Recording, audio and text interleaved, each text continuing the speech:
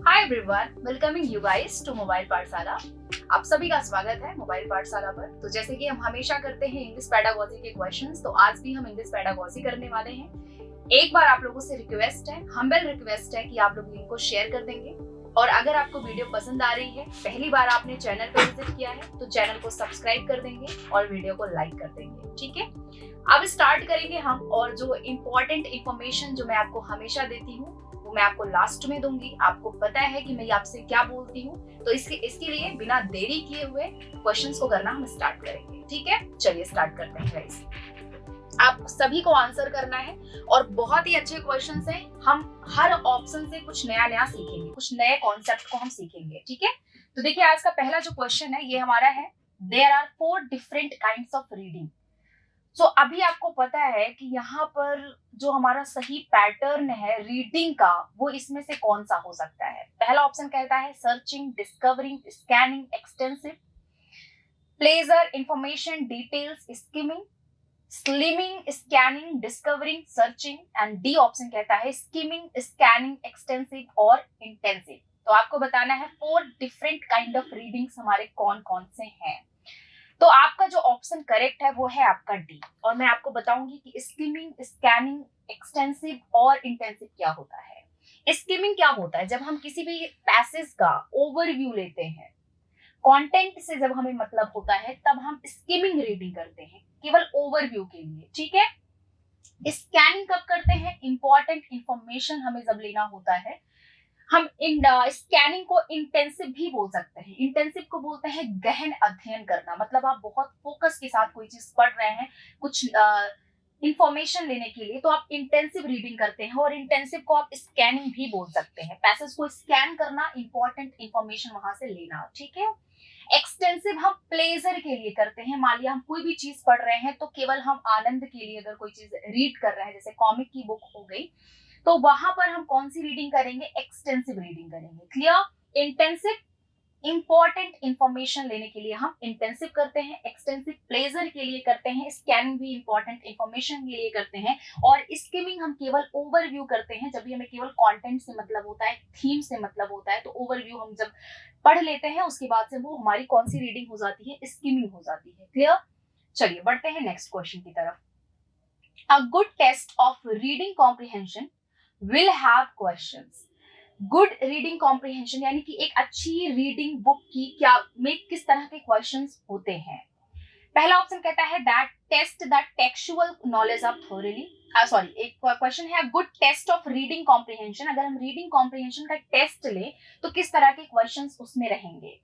उसमें textual knowledge पूरा रहेगा completely. That encourage learners to write answer without error. वो एनकरेज करेगा कि बिना गलतियों के लर्नर उसका आंसर करे। That test interference, interpretation and evaluation besides comprehension. और आपका डी ऑप्शन कहता है that test the textual knowledge thoroughly. तो आपका जो आंसर सही है वो हो जाएगा आपका सी। और इसके लिए इसका मतलब ये होता है that interference, interpretation and evaluation एक अच्छा, मतलब अगर हम रीडिंग कॉम्प्रिहेंशन का अगर टेस्ट ले रहे हैं तो जो क्वेश्चंस होंगे वो इवेल्युएटिंग होंगे, यानी हम मूल्यांकन भी कर पाएंगे उन क्वेश्चंस का और अपने तरीके से इंटरप्रेट कर पाएंगे, इवेल्युएट कर पाएंगे और इंटरफेयर कर पाएंगे उन क्वेश्चंस के साथ में कि हमारा आंसर क्या हो सकता है। तो ऐसा कुछ क्वेश्चन होना चाहिए कि स्टूडेंट, लर्नर खुद से आंसर करे, खुद से इवेल्युएट करे और तब उसका आंसर करे। ठीक है, टेक्सुअल नॉलेज होना, किताब की वही ज्ञान को अगर क्वेश्चंस के रूप में वहां पर जो है जो कुछ पढ़ाया गया है सीधा सीधा उसी पर क्वेश्चन आ जाता है और उसका एक रटा रटाया आप उसका आंसर कर देते हैं, तो वो रीडिंग कॉम्प्रिहेंशन का एक अच्छा, रीडिंग कॉम्प्रिहेंशन टेस्ट का एक अच्छा तरीका नहीं होगा। अच्छा तरीका होगा जब आप उसको इवेल्युएट करें, अपने तरीके से उसको आप अपने तरीके से जो है उसका आंसर करें, वो आपका होगा सही तरीका एक रीडिंग कॉम्प्रिहेंशन के टेस्ट का। तो इसलिए आपका सी ऑप्शन यहाँ पर क्या हो जाता है, करेक्ट हो जाता है। बढ़ते हैं नेक्स्ट क्वेश्चन की तरफ। To develop language functions, teaching of speaking skill for younger children would include. अगर हम किसी छोटे बच्चे में, यंगर चिल्ड्रन में अगर हम स्पीकिंग स्किल को चाहते हैं, स्पीकिंग स्किल को हम डेवलप करना चाहते हैं, तो फिर हमें क्या करना चाहिए। ठीक है, मतलब उसमें क्या क्या इंक्लूड हो सकता है। Debate and declamations, telephonic chat, power point presentation show, D कहता है greeting informal request asking for personal information. अगर किसी बच्चे में, छोटे बच्चे में हम लैंग्वेज स्पीकिंग स्किल को डेवलप करना चाहते हैं ताकि बच्चा अच्छे से बोले, तो उसके लिए उसमें क्या क्या होना चाहिए, किस तरीके से हम बच्चे को ये स्किल हम डेवलप कर सकते हैं। तो जब बच्चा ग्रीटिंग इनफॉर्मल रिक्वेस्ट करेगा, ग्रीट करेगा, इनफॉर्मल रिक्वेस्ट करेगा, बर्थडे जैसे मान ले किसी का विश कर रहा है, इनफॉर्मल रिक्वेस्ट, इनफॉर्मली किसी से रिक्वेस्ट कर रहा है, ऐसे में वो छोटे छोटे जब वो लैंग्वेज को यूज करेगा अपने में, इनफॉर्मली वो बोलेगा, कोई ना कोई एक सेंटेंस बोलेगा, तो उसका वो क्या होगा, उसकी स्पीकिंग स्किल वहां पर डेवलप हो जाएगी। तो इसलिए आपका यहाँ पर कौन सा ऑप्शन सही होता है, डी ऑप्शन सही हो जाता है। बताइए कोई भी डाउट है? बिल्कुल डाउट नहीं होना चाहिए। जैसे कि आप एज्यूम भी कर सकते हैं कोई छोटा बच्चा है और उसको आप चाहते हैं कि वो बोलना स्टार्ट करे, तो आप खुद ही एज अ टीचर आप उसको बोलेंगे कि आप ये सेंटेंस बोलिए, आप उनको बर्थडे विश करिए, एक कोई इनफॉर्मल सेंटेंस बोलिए किसी के लिए। तो ऐसे जब हम सेंटेंसेस बच्चे को बुलवाते हैं तो उसकी वहां पर स्पीकिंग स्किल क्या होती है, एनहेंस होती है। क्लियर? तो इसलिए आपका डी ऑप्शन यहाँ पर करेक्ट हो जाता है। चलिए आप बढ़ते हैं नेक्स्ट क्वेश्चन की तरफ। The gathering skill while reading is note making, note taking, analysis और evaluation। क्या होगा आपका correct option? The gathering skill का मतलब क्या होता है, पहले ये बता दो। जैसे मान लिया मेरे पास में कोई टेक्स्ट है, मैं उसको पढ़ करके और उसी से मैं खुद का अपना नोट्स बना रही हूँ, तो अभी मैं अपनी स्किल को गैदर कर रही हूँ। मैंने जितना कुछ उस टेक्स्ट से सीखा उसको मैं पुट डाउन कर रही हूँ, नोट्स अपने बना रही हूं मैं। तो यहाँ पर ये जो नोट मेकिंग का पहला ऑप्शन है ये आपका यहाँ पर करेक्ट हो जाता है। इसको हम गैदरिंग स्किल बोलते हैं कि आप पढ़ करके जब अपने शब्दों से, अपनी सोच से आप खुद उसको क्या करते हैं, उसको लिखते हैं, है ना, तो वो हमारी गैदरिंग स्किल होती है। इसलिए यहाँ पर नोट मेकिंग जो ऑप्शन है वो आपका यहाँ पर करेक्ट हो जाता है। एनालिसिस इवेल्युएशन नहीं होगा आपका। ठीक है, बढ़ते हैं नेक्स्ट क्वेश्चन की तरफ।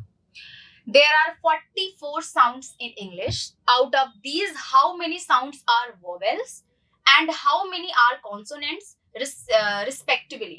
आपको पता है कि हमारा जो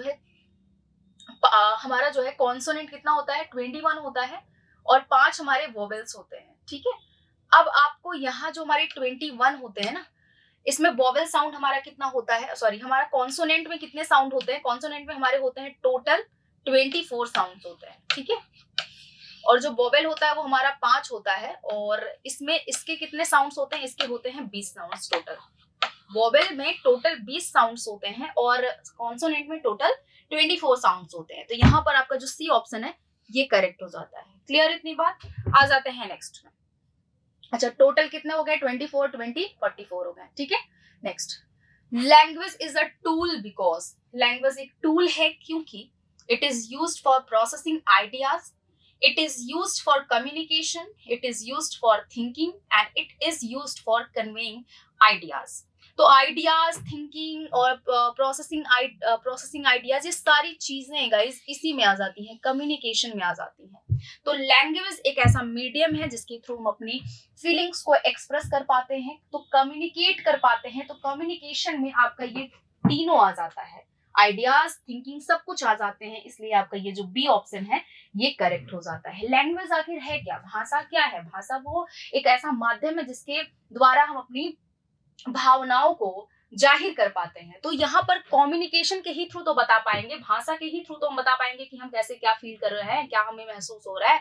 तो कम्युनिकेशन में आपकी ये सारे आइडियाज आ जाते हैं, processing ideas, thinking, conveying ideas, सब कुछ आ जाता है। ठीक है, अकेले का हम कोई भी आंसर इसमें नहीं बता सकते हैं।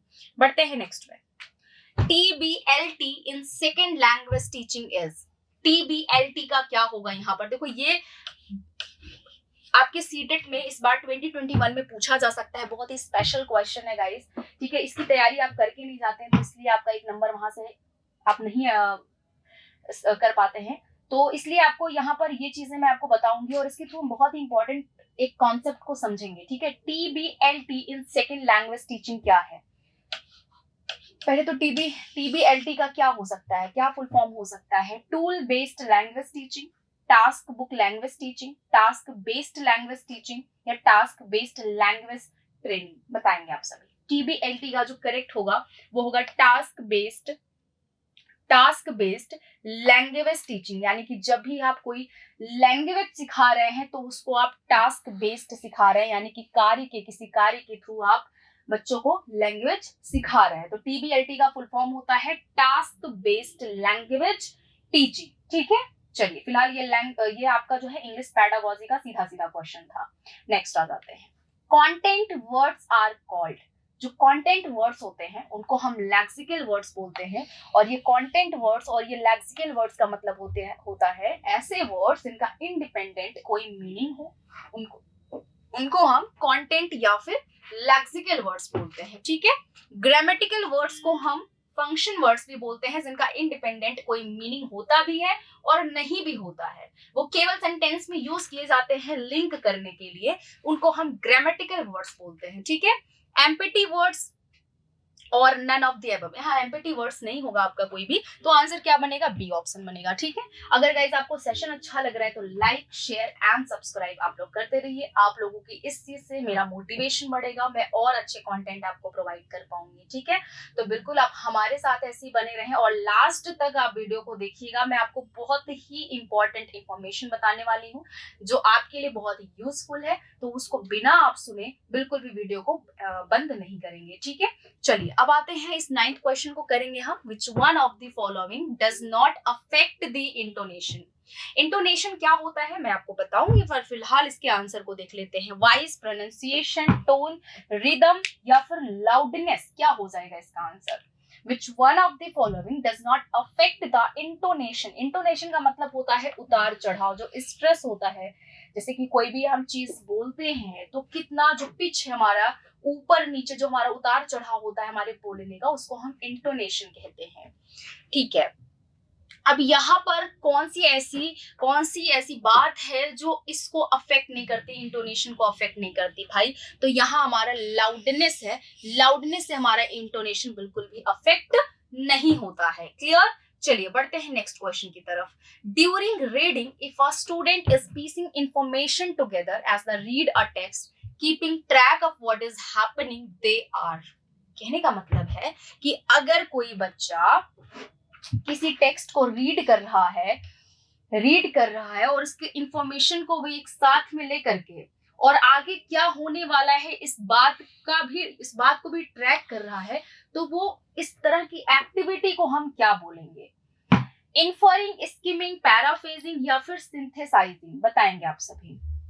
अगर कोई बच्चा कोई टेक्स्ट को रीड करते करते उसकी इंफॉर्मेशन को कलेक्ट भी कर रहा है, साथ में ट्रैक कर रहा है, यानी कि आगे क्या होने वाला है इस बात को भी वो जो है अनुमान लगा करके बैठा हुआ है, तो यहाँ पर आपका जो करेक्ट आंसर होगा, देखो इन्फरिंग का मतलब होता है अनुमान लगाना, स्किमिंग का मतलब होता है जब आप ओवरव्यू के लिए पढ़ते हैं, एक मतलब आप थीम पता करने के लिए पढ़ते हैं तो उसको हम स्किमिंग बोलते हैं। पैराफ्रेजिंग का मतलब होता है पैराग्राफ में कोई बात को लिखना, और सिंथेसाइजिंग का मतलब होता है इंफॉर्मेशन को कलेक्ट करना, तो इसलिए आपका यहाँ पर डी ऑप्शन क्या हो जाता है, करेक्ट हो जाता है। ठीक है, बच्चे ने पढ़ा, इंफॉर्मेशन को कलेक्ट किया और आगे क्या होने वाला है इस बात का भी उसने अनुमान लगाना, ट्रैक करना शुरू कर दिया। ठीक है, चलिए बढ़ते हैं नेक्स्ट क्वेश्चन की तरफ। ये रहा आपका बहुत ही शानदार सा क्वेश्चन जो आपके सब्जेक्ट में बार बार पूछा जाता है, और ये भी आपका PYQ ही है। ठीक है, a good paragraph writing in English involves. अगर हम गुड पैराग्राफ की बात करें तो इंग्लिश में क्या बातें गुड पैराग्राफ में होती हैं। लेजिबल राइटिंग, मतलब समझने वाली writing, correct punctuation mark, ideas presentation and coherence, flowery language, क्या हो जाएगा। देखो यहाँ पर लेजिबल राइटिंग, पढ़ने वाली राइटिंग, मतलब आप ऐसी राइटिंग जिसको आप पढ़ लें, करेक्ट पंक्चुएशन मार्क, चलो ठीक है, but ideas presentation and coherence, जिसमें ये आपकी तीनों बातें शामिल हो जाती हैं, डी वाला नहीं होता है, लेकिन करेक्ट पंक्चुएशन मार्क्स और लेजिबल राइटिंग में आपके ये दोनों जो है इसमें इंक्लूड हो जाते हैं। आइडियाज प्रेजेंटेशन, चलो आपने अपने आइडिया को अच्छे से प्रेजेंट किया है, और कोहेरेंस यानी कि कोरिलेटिव है, वो कोरिलेटिव है कि जो बातें हमने पहले बोली हैं उसको रिलेट करके हम उसके बारे में आगे भी बता रहे हैं, तो ये दोनों चीजें यानी लेजिबल राइटिंग और करेक्ट पंक्चुएशन मार्क दोनों में ये शामिल हो जा रहा है। ठीक है, तो इसलिए आपका ये सी ऑप्शन यहाँ पर करेक्ट हो जाता है। बढ़ते हैं नेक्स्ट क्वेश्चन की तरफ।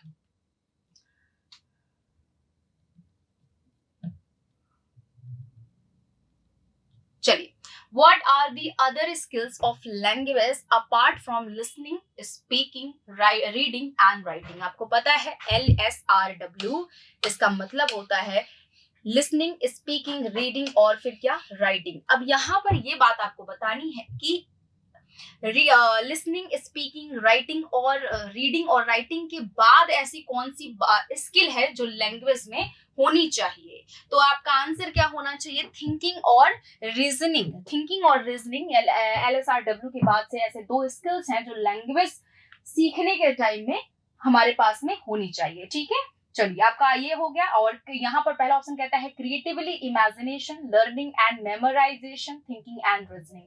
जो आप थिंकिंग यानी सोचते हैं, रीजनिंग अपना तार्किक दिमाग लगाते हैं, तो ये सारी बातें क्रिएटिविटी और इमेजिनेशन दोनों इसमें आ जाती हैं। ठीक है, ग्रामर और प्रिंसिपल LSRW में ये तो पहले से ही होता ही है, तो ग्रामर एंड प्रिंसिपल्स भी उसमें इंक्लूड हो जाते हैं। ठीक है, बढ़ते हैं नेक्स्ट पे। While listening to a speech in English, आप एक कोई स्पीच इंग्लिश में सुन रहे हैं, sometimes we listen to basic unit of sound, a syllable and a word.